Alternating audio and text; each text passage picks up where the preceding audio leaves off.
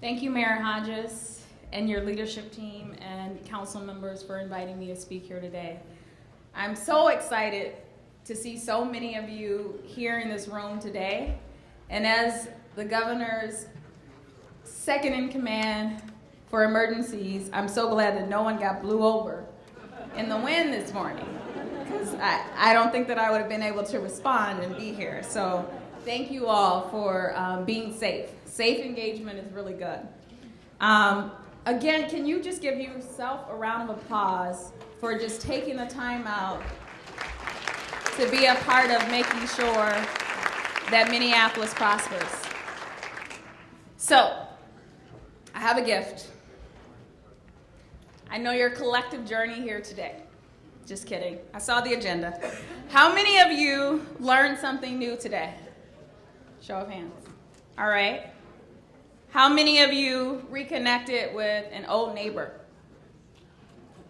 Okay. All right. Would you all agree that so far this has been a great investment of your time? Yes. From big ideas to those critical issues that are facing the community, I believe that you've taken the morning to engage in lively conversations and just collective coming together to be able to cultivate that Minneapolis that you want for the future. So I know your time is valuable. I have my timer over here that's clocking every minute. So let me start by telling you a little bit about my journey here today. So that's my journey. Just a quick snapshot. I won't fully go into my bio, so I think it was in your program. But I'm a Rust Belt girl, born and raised in Youngstown, Ohio. I was afforded the opportunity through a scholarship to go to The Ohio State University, I'm a Buckeye, and to get my master's at the State University of Buffalo. I've had the pleasure in Minnesota to work for some amazing organizations. The City of St. Paul, thank you all for allowing me to come across the river. Health Partners, as their lobbyists focused on healthcare delivery and healthcare access for low-income Minnesotans. Fresh Energy, I love sustainability, love that that's a part of your work. Focusing on transportation, energy, solar, name it. Had the opportunity to work on it at Fresh Energy. And the state of Minnesota, as the governor's deputy chief of staff, having the opportunity to be there when Minnesotans needed the governor's office most, being able to coordinate responses with local municipalities, with other state agencies, sometimes even with the federal government. I've had that opportunity. And lastly, my exciting venture, Civic Eagle, as one of the co-founders of that organization focused on civic engagement and really working to level the playing field to provide access to the issues that impact you and the community. I will say the thread that weaves together my personal, my educational, and my professional journey is my commitment to work on policies and projects that lead to thriving communities. And guess where it started? With a pothole. Yep, that pothole. Just like that. That probably looks like a pothole in one of your communities. Well, in middle school, I witnessed my mother challenge normalcy. To me, it was just a pothole. Just inconvenience, in the way, making cars swerve around, interrupting everyone's day, just a pothole. But to my mother, it was like the Grand Canyon, sucking everything that came by, kids and cars, nuisance. It was just a nuisance of public safety. She would not stop talking about this pothole. For weeks, I listened to her complain about the fact that why does no one see this pothole? It's sucking everything in. It is dangerous. And for me, I knew that on clockwork every morning, she set her clock to call the pothole line to let them know, because in Youngstown, we had a lot of potholes. But this pothole in particular, Mahoney County is where I'm from, and it's in a valley. So we lived at the bottom of the hill. And so when people were coming around that corner and they would hit the corner, they would hit that pothole, and it was one of those things that you would see. Either they made it around, or you saw someone get out of their car and they look, and if they breathed, the axle wasn't got. But if you saw them get out their car, you'll see this animation, and my mom would be on the porch, because my mother was a porch watcher. In Youngstown, we sit on the porch, and she would watch people have these, and she was, I know, call somebody. I keep calling people, and no one will fix this pothole. So daily calls went unanswered, but she continued to be persistent. It was the story that never ended, that pothole, until one day I came home, and it was fixed. My mother, she fixed that pothole.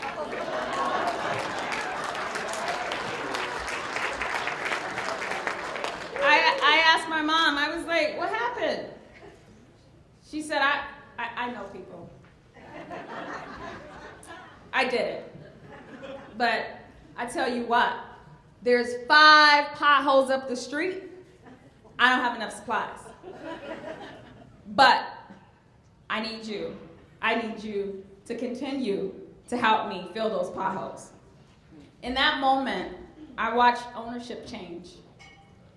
Very few may know that my 4'11", I have on heels, I'm short, but my mom's 4'11", on a good day, usually she'll be honest and say she's 4'10". She made that happen. My mother. She was empowered, and she was able to be engaged enough to fill that pothole. So you're probably wondering, what does potholes have to do with why am I here today? I'm glad you asked. Well, there are many voices in this audience who are doing things to influence policy and practice. Maybe no one knows what you're doing, what you're saying, how you're doing it, but just know there are many people benefiting from you filling those holes. This story tells us what one individual can do, but imagine her work in the collective. Let's not confuse power with courage.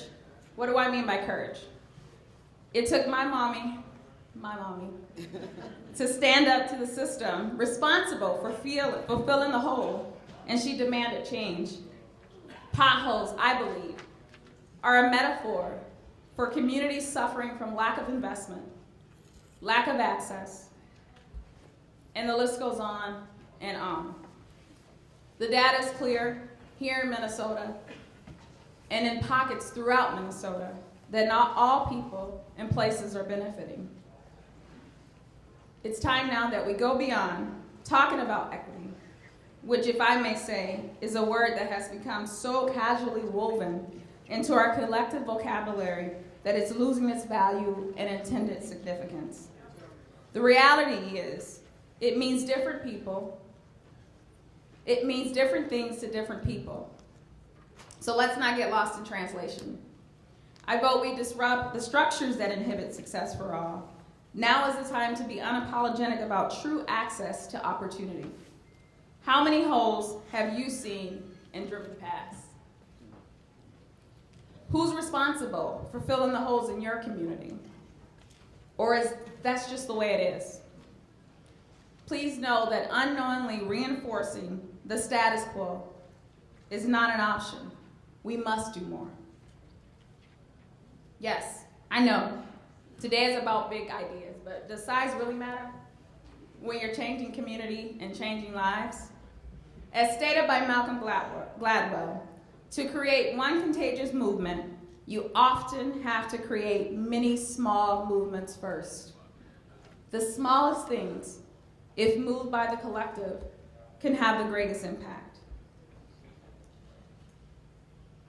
So when you say, I want quality schools, living wage jobs, clean air, strong parks, a working healthcare system, and access to reliable transportation, I will not contribute to barriers and structures seen and unseen. You must do something about it. Let's start an epidemic today, not only changing minds and hearts, but also innovating, investing, and disrupting systems that are not working for all. So, as I said, I wouldn't take that much of your time. You're probably full. But I'm thankful to be here today to be a part of a movement of big ideas to change Minneapolis, to improve Minneapolis. I'm thankful to have had this stop on my journey today. I stand here on the shoulders of my mommy, who not only demanded the fixing of that one pothole, but countless others that allow me to stand before you today. This story is not just about what my street could be. It's about the fact that we can't stand still and just let things be. We must fix the potholes. And as I said, you all could be here anywhere, but you chose to be here today. You saw the importance of doing more. I'll conclude with a challenge to you. Connect with others. Today, tomorrow, as you move through this process. As the mayor said, it's a comp plan. As a former planner, it's 10 years that we take 2 years of our life to write these plans, to be able to set the foundation. They shouldn't be static. The words are there, but an action plan should be put together. Continue to connect with each other. Cultivate the big and the small. Ideas. I know the brain power is in this room. And lastly, as a co-founder of Civic Ego, I encourage you to amplify your voices. And guess what? You can do this right now. So everybody pull out their smartphone. Pull out your smartphone. Go to either the Apple Store or Google Play. Download the Civic Ego app, CIVICEAGLE. Go on, record a debate, let your voice be heard about issues that are impacting you. And please know that all these actions, connecting, cultivating ideas, and amplifying your voice will build a one Minneapolis that improves the lives for all. So discover your voice and be heard. Thank you all for taking time today.